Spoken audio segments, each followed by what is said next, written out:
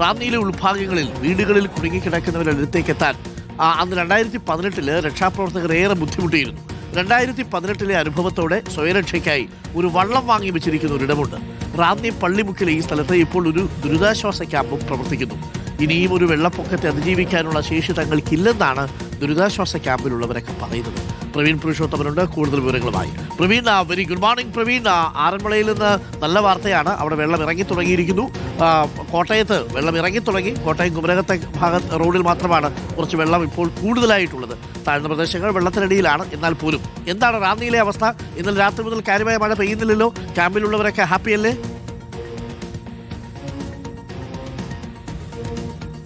Good morning Arun. ഇപ്പോൾ ക്യാമ്പിലുള്ളവരൊക്കെ പറയുന്നത് വെള്ളം ഇറങ്ങിപ്പോകും, പക്ഷേ തങ്ങളുടെ ദുരിതം ഒരിക്കലും ഇറങ്ങിപ്പോകുന്നില്ല എന്നുള്ളതാണ്.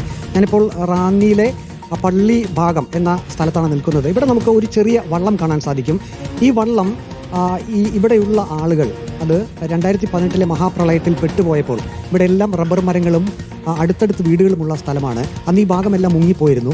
അന്ന് സഹായത്തിന് വേണ്ടി ഇവിടെയുള്ള ആളുകളൊക്കെ വിളിച്ചപ്പോൾ രക്ഷാപ്രവർത്തകർ അത് അറിഞ്ഞിരുന്നു.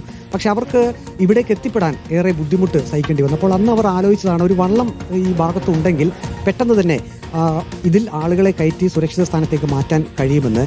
ഇവിടെ ഇപ്പോൾ ഒരു ദുരിതാശ്വാസ ക്യാമ്പും പ്രവർത്തിക്കുന്നുണ്ട്. ഇത് new India church of God പള്ളി ഭാഗം അല്ലെങ്കിൽ ആ ഭാഗത്ത് പ്രവർത്തിക്കുന്ന ഒരു ദുരിതാശ്വാസ ക്യാമ്പാണ്. ഇപ്പോൾ നമുക്ക് ദുരിതാശ്വാസ ക്യാമ്പിലെ ആളുകളെ കാണാൻ സാധിക്കും. അവർ അല്പസമയം മുമ്പും വളരെ വിഷമത്തോടു കൂടി പറഞ്ഞത് എല്ലാ വർഷവും ഇങ്ങനെ റാന്നിയിൽ വെള്ളം പൊങ്ങുമ്പോൾ തങ്ങളുടെ സർവ്വതും നഷ്ടപ്പെടുകയാണ്. ഓരോ വർഷവും നഷ്ടപ്പെടുമ്പോൾ അതെല്ലാം വീണ്ടും നേടിയെടുക്കാനുള്ളൊരു ശ്രമം, അധ്വാനം അവർ നടത്തും. പക്ഷേ വീണ്ടും മഴക്കാലം വരുമ്പോൾ പഴയ രീതിയിലേക്ക് തന്നെ പോകുന്നത് തങ്ങൾ ദുരിതാശ്വാസ ക്യാമ്പിലേക്ക് മാറ്റപ്പെടേണ്ടി വരുന്നു. ഇപ്പോൾ നമ്മൾ നിൽക്കുന്ന സ്ഥലത്തിന് തൊട്ട് താഴെ വരെ കഴിഞ്ഞ ദിവസത്തെ വെള്ളപ്പൊക്കത്തിൽ വെള്ളം ഇരച്ചെത്തിയിരുന്നു. ഇപ്പോൾ ഏതായാലും ഈ ഭാഗത്തു നിന്നൊക്കെ വെള്ളം പോയിട്ടുണ്ട്. പക്ഷേ ദുരിതാശ്വാസ ക്യാമ്പ് ഇപ്പോഴും പ്രവർത്തിക്കുന്നു. അധികൃതരുടെ ഒരു ജാഗ്രതാ നിർദ്ദേശമൊക്കെ ഇപ്പോഴും ഉള്ള സാഹചര്യത്തിലാണ് ഇവരിപ്പോഴും ദുരിതാശ്വാസ ക്യാമ്പിൽ കഴിയുന്നത്. നിങ്ങളെ സംബന്ധിച്ച് വലിയ വിഷമം തന്നെയാണ്. ഞങ്ങൾക്ക് വിഷമം തന്നെയാണെങ്കിൽ ഞങ്ങൾ വാടകയ്ക്ക് താമസിക്കുന്ന, ഞങ്ങൾക്ക് സ്വന്തമായിട്ട് വീടും കാര്യവും ഒന്നുമില്ല. ഞങ്ങൾ അനേക വർഷങ്ങളായിട്ട് ഇവിടെ വന്നു താമസിക്കുക. ഞങ്ങൾക്ക് ഒരാവശ്യം വന്നാലോ ഞങ്ങളുടെ അയൽവക്കക്കാരോ നാട്ടുകാരോ ആരും ഒന്നും ഞങ്ങളെ സഹായിക്കാനും എടുക്കാനില്ല. ഈ പ്രാവശ്യം നേരത്തെ ഞങ്ങളെല്ലാം കരുതിക്കൊണ്ട് ഞങ്ങൾ ഇരിക്കുന്നതായിരുന്നു, എല്ലാം വാരി കെട്ടി ഞങ്ങൾ ഇരിക്കുന്നതായിരുന്നു. പ്രാവശ്യം എല്ലാം നഷ്ടപ്പെട്ടു. നിങ്ങൾക്ക് ഞങ്ങൾക്ക് എല്ലാം നഷ്ടപ്പെട്ടു. ഒരു ഉടുക്കാനുള്ള ഉടുത്ത തുണിയോടെ ഞങ്ങൾ ഇറങ്ങി വന്നത്. ഞങ്ങൾക്ക് വീടിന് നാശനഷ്ടമുണ്ട്. മൊത്തം ഞങ്ങൾ വാടകയ്ക്ക് ആയതുകൊണ്ട് മൊത്തം ഞങ്ങളുടെ മൊത്തം എല്ലാം കട്ടിലും മെത്തയും സകല സാധനം വീട്ടിലെ സർവ്വ സാധനങ്ങളും ഞങ്ങൾക്ക് നഷ്ടപ്പെട്ടു പോയി. ഒന്നും ഞങ്ങൾക്ക് എടുക്കാൻ പറ്റിയില്ല. ഞങ്ങൾ ഇനി എന്ത് ചെയ്യും? ഞങ്ങൾ പഠിക്കുന്ന കുട്ടികളും കാര്യങ്ങളും എല്ലാം ഉണ്ടാണെങ്കിൽ ഞാനാണെങ്കിൽ ഒരു വിധവ കൂടെ 20 വർഷമായിട്ട് ഭർത്താവില്ലാതെ ഞങ്ങൾ സ്വന്തമായിട്ട് ഒരു വീട് പോലും ഞങ്ങളില്ലാതെ. ആഭ്യന്തര വകുപ്പ് മന്ത്രി രമേശ് ചെന്നിത്തല നിങ്ങളെ കണ്ടിരുന്നല്ലോ, അദ്ദേഹത്തോട് എന്താ പറഞ്ഞത്? ഞങ്ങളിത് ഞങ്ങളുടെ ആവശ്യങ്ങളെല്ലാം പറഞ്ഞു. ഞങ്ങൾ ഒന്നാമത് ST ആണെങ്കിൽ ഞങ്ങൾ 2 കൂട്ടരുണ്ടാണെങ്കിൽ ഞങ്ങളിപ്പം വാടകയ്ക്ക് താമസിക്കുന്നുണ്ട്. ഞങ്ങൾ 5 വീട്ടുകാരുണ്ട്. 5 വീട്ടുകാരും പിള്ളേരെ ഇപ്പം പ്രസവിച്ചിട്ട് 20 ദിവസമായ കുട്ടികൾ വരെയുണ്ട്. ഇതുങ്ങളെയും കൊണ്ട് ഞങ്ങൾ ഇനി മുന്നോട്ടുള്ള ജീവിതം ഞങ്ങൾക്ക് എങ്ങനെയാണെന്ന് പോലും ഞങ്ങൾക്ക് അറിഞ്ഞുകൂടാ. ഇപ്പോൾ വലിയ ദുരിതമാണെന്നറിയാം. ഓരോ വർഷവും ഇങ്ങനെ വെള്ളം കയറുമ്പോൾ നിങ്ങൾക്ക് അതിൻ്റെതായിട്ടുള്ള ബുദ്ധിമുട്ടുകളുണ്ട്. ഇപ്പോൾ അധികൃതരോടൊക്കെ എന്താ പറയാനുള്ളത്? ഞങ്ങൾക്ക് ബുദ്ധിമുട്ടുള്ളത് ഒന്നും അതിനുള്ള പരിഹാരങ്ങൾ ഉണ്ടാക്കി തരിക എന്നുള്ളതാണ്.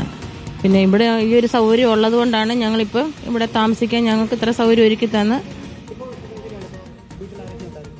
വീട്ടിൽ ഒരു മോനുണ്ടായിരുന്നു, മോനങ്ങ് മരിച്ചുപോയി. പിന്നെ ഒരു മോളുണ്ട്, അവളെ വിവാഹം കഴിച്ചു വിട്ടു. വീടെല്ലാം നശിച്ചു ഈ പ്രാവശ്യത്തെ വെള്ളപ്പൊക്കത്തിൽ. വീടില്ല, വാടക വീട്ടില്ല താമസിക്കുന്നത്.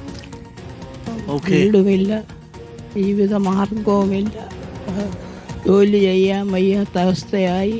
ഇങ്ങനെ വളരെ ബുദ്ധിമുട്ടില്ല. ഇതാണ് അരുൺ. ഇപ്പോൾ ഭക്ഷണവും കാര്യങ്ങളൊക്കെ എല്ലാവർക്കും കൃത്യമായിട്ട് തന്നെ കൊടുക്കും.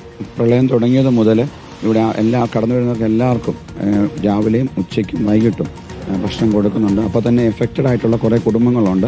ആ കുടുംബങ്ങളെല്ലാം ഞങ്ങളൊന്ന് പൊതി കെട്ടി ആവശ്യത്തിനനുസരിച്ച് കൊണ്ടു കൊടുക്കുന്ന സേവനങ്ങളൊക്കെ ഞങ്ങളിപ്പം ചെയ്തുകൊണ്ടിരിക്കുക. മുന്നനുഭവത്തിന്റെ പുറത്താണ് ഇവിടെ ഒരു വള്ളം തന്നെ വാങ്ങി വെച്ചത്. അത് 2018 റാന്നിയിൽ നടുക്കിയ മഹാപ്രളയം ഉണ്ടായതിനു ശേഷം അന്ന് ഇവിടെ കുറേ കുടുംബങ്ങളുണ്ടായിരുന്നു. പ്രായമുള്ളവരൊക്കെ കുടുങ്ങിക്കിടക്കുമായിരുന്നു.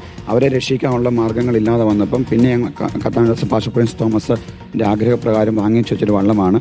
അതിനുശേഷം ചെറിയ പ്രളയങ്ങൾ വന്നു. അപ്പോഴൊക്കെ വള്ളം ഇറക്കി ഇറക്കി. ഇതാണ് അരുൺ അവർ പറയുന്നത്. ഇപ്പോൾ റാന്നിയിൽ ഏതായാലും ഇപ്പോൾ പമ്പാ നദിയിൽ ജലനിരപ്പ് അല്പം താഴ്ന്നിട്ടുണ്ട്. വീടുകളിലൊക്കെ വെള്ളം കയറി കിടക്കുന്നതൊക്കെ ഇറങ്ങി തുടങ്ങിയിട്ടുണ്ട്. പക്ഷേ ജാഗ്രതാ നിർദ്ദേശം ഇപ്പോഴുമുണ്ട്. ജില്ലാ ഭരണകൂടത്തിന്റെ നിർദ്ദേശം ഇപ്പോഴും വന്നിട്ടുണ്ട്. അതായത് ഒരു വലിയ മഴ പെയ്യുകയാണെങ്കിൽ, തീവ്രതയുള്ള മഴ പെയ്യുകയാണെങ്കിൽ വീണ്ടും ഒരു വെള്ളപ്പൊക്കത്തിനുള്ള സാധ്യതയുണ്ട്. മൂഴിയാർ ഡാമിന്റെ ഒരു ഷട്ടർ ഇപ്പോഴും 10 സെന്റിമീറ്റർ തന്നെ തുറന്നു വെച്ചിരിക്കുകയാണ്. ജില്ലയിലെ എല്ലാ നദികളിലും ഇപ്പോൾ ജലനിരപ്പ് പൊതുവെ ഹാപ്പിയാണ്. വലിയ രീതിയിലുള്ള ബുദ്ധിമുട്ടുകളൊന്നും ആരും പറയുന്നില്ല. നമ്മൾ ഇന്നലെ ക്യാമ്പുകളൊക്കെ പലതും സന്ദർശിച്ചിരുന്നു. അവിടെ കാര്യങ്ങളൊക്കെ വൃത്തിയായി തന്നെ പോകുന്നുണ്ട്.